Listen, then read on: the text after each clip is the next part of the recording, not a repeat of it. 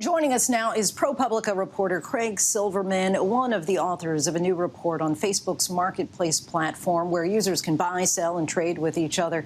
Craig, welcome to the show. Thank you so much for joining us. Your new story describes how people are being taken advantage of on this site. What's happening exactly? Yeah, thanks for having me. Marketplace, as you say, it's a place where people can buy, sell, and trade with each other. And what we found is that there's just a huge amount of scams. As Marketplace has grown over the last few years and just hit 1 billion users per month this year, you can see that there is just a massive increase in scams, especially as the pandemic saw Marketplace and other services like it really explode in popularity. And we looked at what Facebook does to try and rein in scams. We looked at their systems, and we found it really easy to find scam vehicle posts, scam posts that would rip people off buying a new PlayStation 5. We found hundreds of accounts posting thousands of listings for banned supplements using really hypersexualized ads. And so it seems like a platform that follows the path that we've seen with some other Facebook's other services where, there's a lot of things that are breaking its rules, but Facebook is not able to rein it in. And there are a lot of people who are getting scammed, who are losing money, who are getting harassed, and in some cases even being victims of violent crime because the platform really is lacking a certain level of oversight right now. Well, as you know, though, scammers have been preying on people online for decades. Your story notes that the Craigslist and eBay have had similar issues. So what makes this different?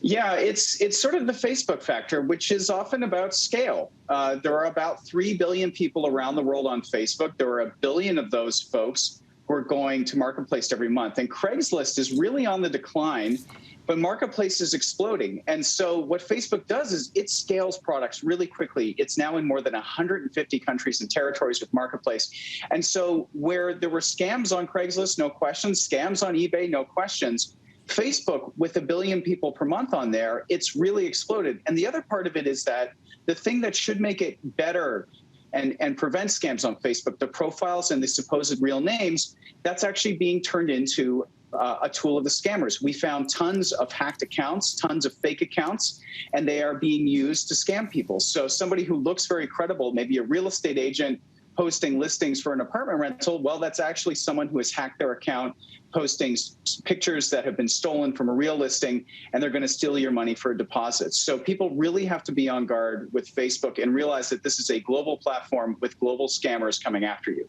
Now, Facebook told ProPublica as well as ABC News that they are constantly retooling their platform and quote, "We are working to improve our enforcement and deliver the highest quality peer-to-peer marketplace available." What's your response to that?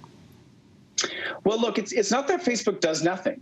They do have, systems that are supposed to detect posts that are obvious scams or violate the rules in other ways. They have a few hundred contractors who are kind of reviewing things that get flagged. The problem is that with 1 billion users, they've got a few hundred people, and they've got these automated systems that are missing obvious scams. And so it's really an ineffective approach right now that is what we're seeing. And with Facebook, they've scaled the product first, and the security and the safety measures just haven't caught up, which again is kind of a pattern that you see with Facebook products overall. And Marketplace being relatively new, launched in 2016, you would think sort of that Facebook had evolved and understood that, maybe they shouldn't launch in 150 countries until they've really trained the systems well and are doing a good job preventing scams. So I think you may have just answered my next question, which was going to essentially be, what should Facebook be doing? Conversely, I'll ask, what should people who use this Facebook marketplace be doing in order to protect themselves? What are some of the red flags? Yeah, look, there are a bunch of obvious signs of these scams, which, again, Facebook systems should catch. But for the average person, I mean, if you see a kind of a high ticket item like a vehicle, PlayStation 5, an iPhone, and it is priced suspiciously low, that is a big red flag. If you look at the account that has posted the item and you click on their name in Marketplace, it's going to open up and you can see all the other listings they've posted. If they are posting the same item in different states all across the United States, then obviously it's not available locally. That's a huge red flag right there. It's also a big red flag if they try to get you to pay before you can actually see the item. And this was a big thing during the pandemic where people would say, well, you can't see the apartment, or I can't meet you in person because of the pandemic, so just send me a transfer of the money and I'll ship it to you and send you a tracking code. Well, you know, if you are dealing with someone in person, you're going to need to meet them in person. Do not fall for that. Make sure you can see it. And if you are going to meet them, also be safe about it. One of the best things you can do is actually agree to meet in a local police station parking lot. Some of them have actually created safe exchange zones where you can come, you can park, you can do the exchange, and everything is on camera. And obviously, if somebody is unwilling to meet you there, then that's a hint that, you know, perhaps they were actually intending to rip you off.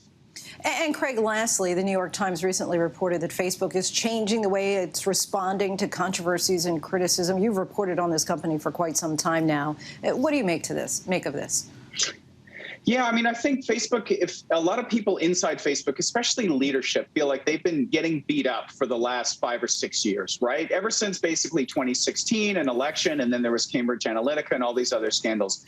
And they feel like they've done a lot of investing in new safety and security protocols, kind of like in the quote that you read from their spokesperson, and that a lot of this stuff is unfair. And so I think they're deciding to try and push back. And I think they also really want to be able to move on. They want to launch new products and have the focus be on that rather than the harm and the unintended consequences of what happens when they roll these things out. So I do think we're going to see Facebook be more aggressive, push back harder on reporting, because ultimately, you know, they don't want to be seen as a negative force in the world, and they want to try to change that perception. ProPublica reporter Craig Silverman, we thank you so much for your time tonight. Appreciate it. Thank you. Hi, everyone. George Stephanopoulos here. Thanks for checking out the ABC News YouTube channel. If you'd like to get more videos, show highlights, and watch live event coverage, click on the right over here to subscribe to our channel. And don't forget to download the ABC News app for breaking news alerts. Thanks for watching.